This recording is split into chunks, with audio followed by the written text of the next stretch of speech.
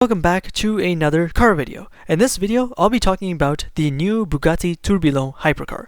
I'll be talking about its name, design, proportions, powertrain, interior, engine specs, top speed and acceleration, different modes, and battery charging. First, let's talk about the name. Why is it called tourbillon? Well, tourbillon is usually a mechanism in watches that's added to increase the accuracy and precision.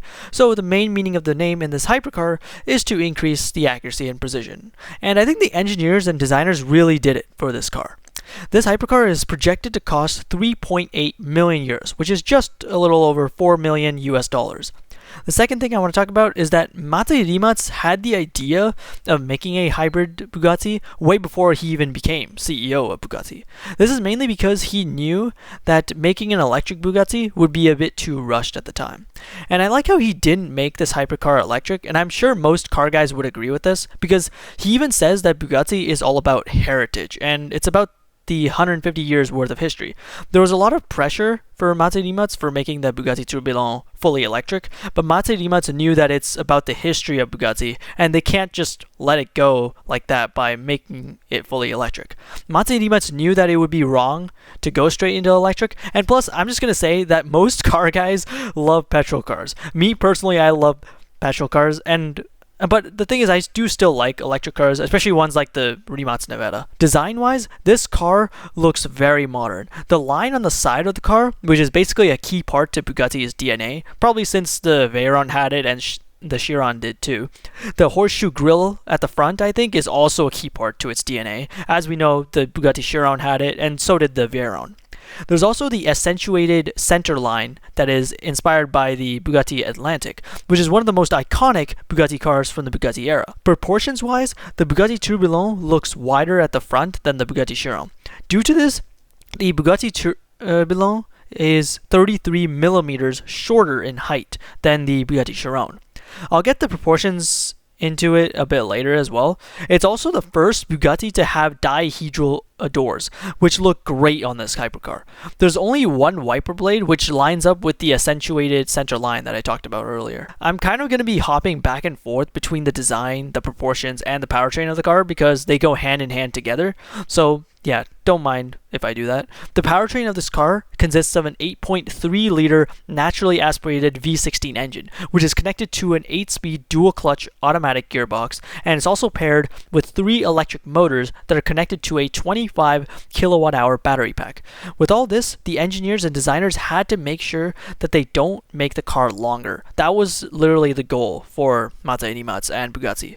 The engine is a V16 engine, where there's 8 cylinders on each bank. In comparison, the Bugatti Chiron has a W16 engine, which has 4 cylinders on each bank.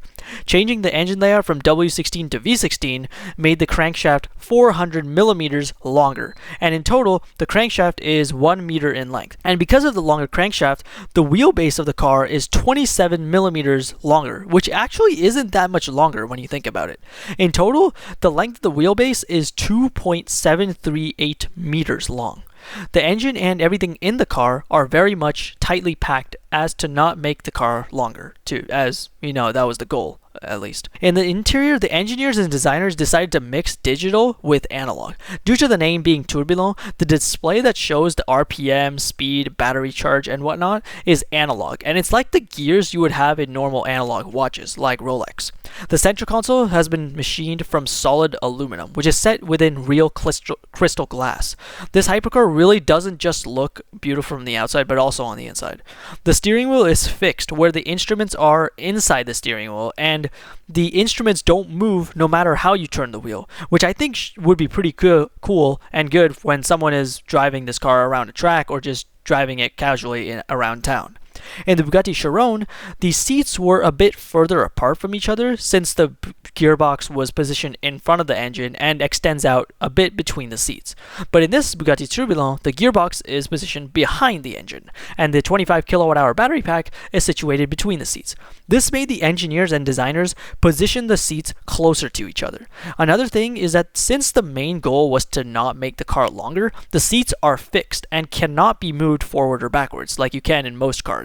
What can be moved forward and backwards is the brake pedal and the accelerator pedal, I'm pretty sure. Now onto the engine, which I know most of you guys who are watching really want to know. So as I said before, this Hypercar has an 8.3 liter naturally aspirated V16 engine mounted at the rear of the car that is connected to an 8-speed dual clutch automatic gearbox, which is mounted behind the engine.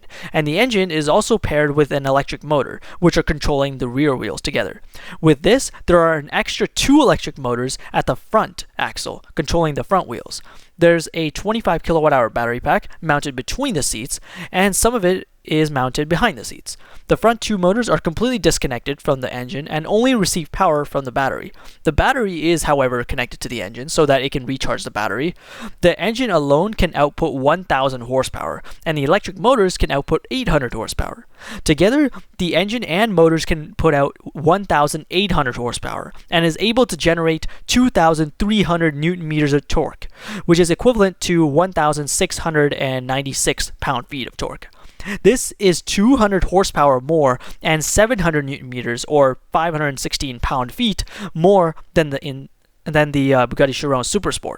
On top of that, this engine can rev up to 9,500 RPM, which is just insane. That's more than the Porsche 911 GT3 RS, and it's the exact same RPM that the Lamborghini Revuelto can rev up to.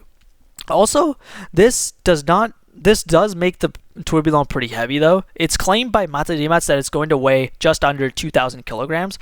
However, that's actually still pretty good considering it has that massive 16-cylinder engine, the gearbox, electric motors, and battery pack. Now let's get into the top speed and acceleration. With the engine specs I mentioned, it would be expected that the Bugatti Tourbillon can reach at least 300 miles per hour or 482 kilometers per hour like the Chiron Supersport, but actually the top speed of this hypercar is limited to 277 miles per hour, which is 445 kilometers per hour. The acceleration from 0 to 100 kilometers per hour is going to be under 2 seconds, according to Matsurimats. These specifications sound pretty amazing, but right now we don't actually have the acceleration times recorded by anyone or the quarter mile times recorded by anyone. We'll know what stats we get, of course, when it's been unveiled in 2025 next year, when journalists start driving it. There's going to be different modes in the Bugatti Tourbillon as well.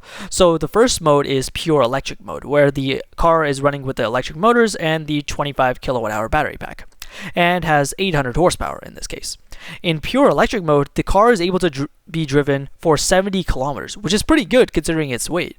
The second mode is hybrid mode, where the car decides how it wants to distribute its full 1,800 horsepower.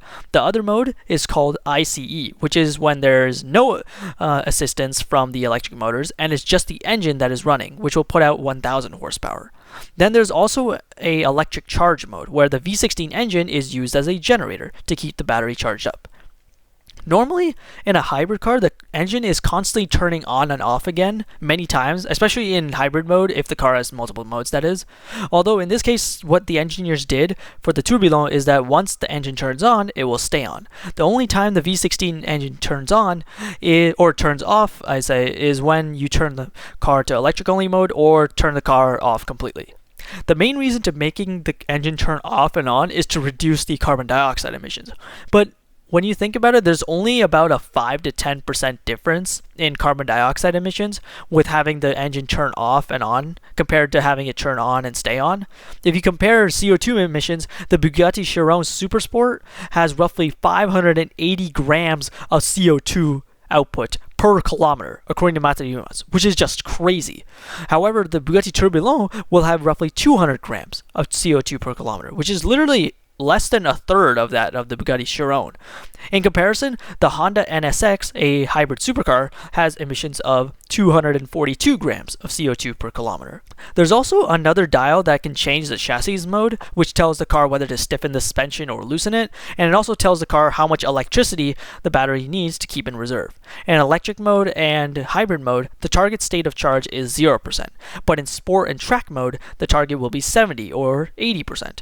In electric mode and hybrid mode, which are also sometimes referred to as comfort mode by some people, the electric motors are the ones that are primarily doing the work, while the V16 engine is acting as their wingman.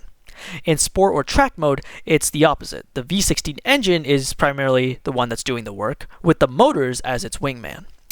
Being a hybrid hypercar, the battery needs to be charged too. Because the battery is relatively small, it can charge pretty fast. It can go from 0 to 80% in just 20 minutes. If we convert this to kilowatts charging, the battery has a peak power charging of 60 kilowatts. By the way, I just did some simple math there, so I could be wrong, but if this is true though, if 60 kilowatts is true, that's pretty good because most plug-in hybrid cars don't really charge that fast. And that is because of the onboard charger, which this car doesn't have because of everything being so tightly packed and the goal being not making the car too long. To be completely honest, I love what the engineers and designers have been able to do with this car and how they're able to combine speed with elegance. And myself, being an engineering student as well, seeing what my fellow engineers are able to do is just amazing. I wish I could be part of the development of cars like this one day. It would be the dream. But anyways, I hope you guys enjoy this video. Let me know what you guys think of the new Bugatti Tourbillon Hypercar. And yeah, I will see you guys in the next video. See ya!